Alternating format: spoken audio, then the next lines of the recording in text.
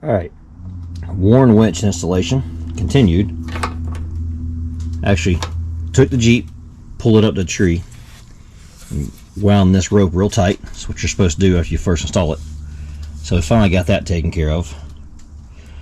Anytime you use your Warn winch, you have to do the same thing. You have to pull it tight, and then that protects. If you have synthetic rope, we need to specify there. Since this winch has synthetic rope, you have to keep it pulled tight. It's part of the maintenance of it. It squeezes all the water out of it and all that stuff. So anyways, it's a follow-up to installing a Warn winch. Just unlock it and free spool it.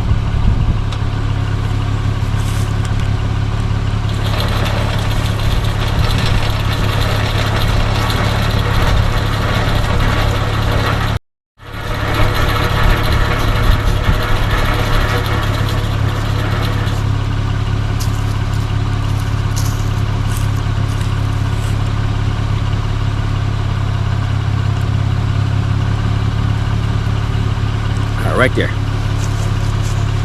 Now, got to reverse the Jeep and pull all that slack out.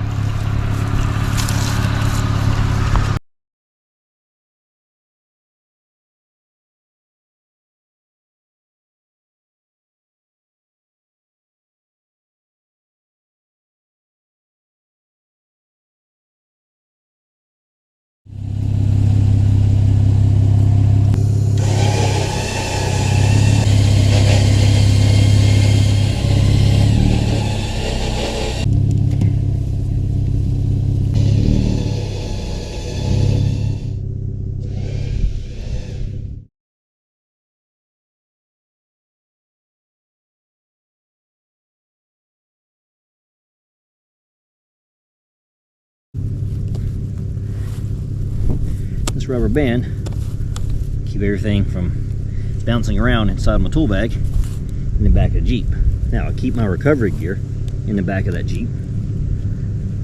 I have jack and toe straps and ratchet straps and all kind of fun stuff like that.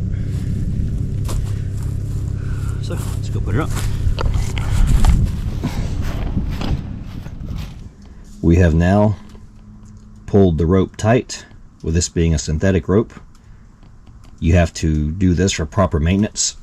Unwind it all the way down to the very last, I guess, part on the spool. And then in my situation, I tied it to a tree and I winched the rope back tight. And that's part of the maintenance of a rope. There you have it.